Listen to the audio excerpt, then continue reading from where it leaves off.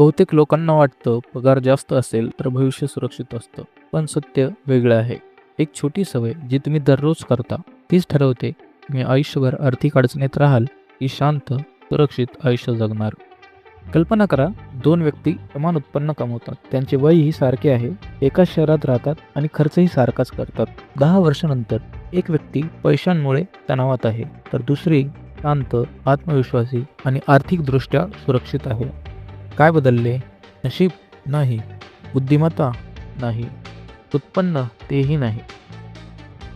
जी सवय तुमचं आर्थिक भविष्य ठरवते ती म्हणजे जेव्हा कोणीही पाहत नसते तेव्हा तुम्ही पैशांबद्दल कसे निर्णय घेता. मोठ्या खर्चांमुळे लोक अडचणीत येत नाहीत. छोट्या छोट्या वारंवार होणाऱ्या खर्चामुळे आर्थिक आयुष्य हळूहळू बिघडतं. चला राहुलचे उदाहरण पाहूया. राहुल चांगला पगार कमवतो, घर भाडे भरतो, बिले भरतो, कधीतरी वस्तूही खरेदी करतो. घरी कॉफी चहा पिण्याऐवजी बाहेर पितो.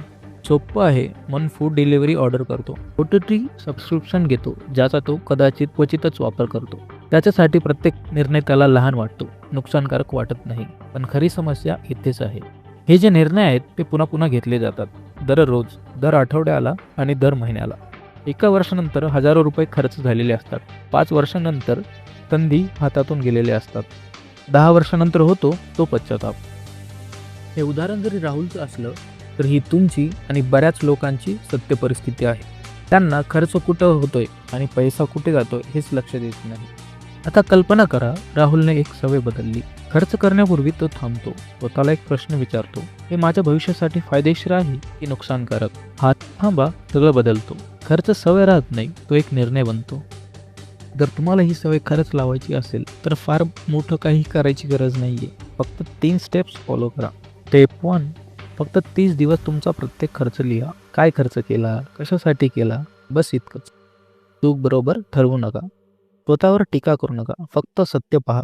कारण पैसे कुठे जातात हे कळाल्याशिवाय ते थांबवता येत नाहीत. स्टेप 2, आता एक साधा फरक समजून घेऊ. गरज आणि इच्छा यांच्यातला. घर भाडं, लाईट बिल्स, अन्न या गरजा आहेत. पण बाहेरचं खाणं, नवीन गॅजेट घेणं, ऑनलाईन शॉपिंग या बहुतेक वेळा इच्छा असतात. इच्छा असणं चुकीचं नाही, पण गरज समजून त्या केल्या गेल्या तर समस्या सुरू होतात. स्टेप 3, हे सगळ्यात जास्त महत्त्वाचं आहे. बहुतेक लोक आधी खर्च करतात आणि शेवटी जे उरतं ते बचत करतात. पण जर शांत आणि सुरक्षित भविष्य हवं असेल तर उलट करायला हवं. आधी बचत करायला हवी. ही बचत, गुंतवणूक, सुरक्षता यासाठी असायला हवी आणि उरलेले पैसे खर्च करा. लक्षात ठेवा, श्रीमंती म्हणजे जास्त पैसा कमावणं नव्हे. श्रीमंती म्हणजे पैशाबाबत योग्य निर्णय घेणं आणि हे निर्णय मोठे नसतात. ते रोजचे छोटे आणि शांत निर्णय असतात.